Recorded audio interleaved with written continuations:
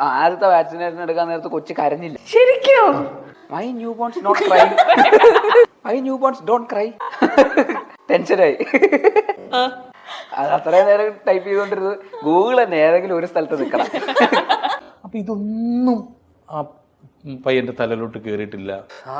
ഒന്നെങ്കിൽ ക്രൈ അല്ലെങ്കിൽ not cry, ഏതെങ്കിലും ഒന്നിൽ നിൽക്കും. നീ ഓരോ ദിവസം ഓരോന്ന് പറഞ്ഞോണ്ട് വന്നെ.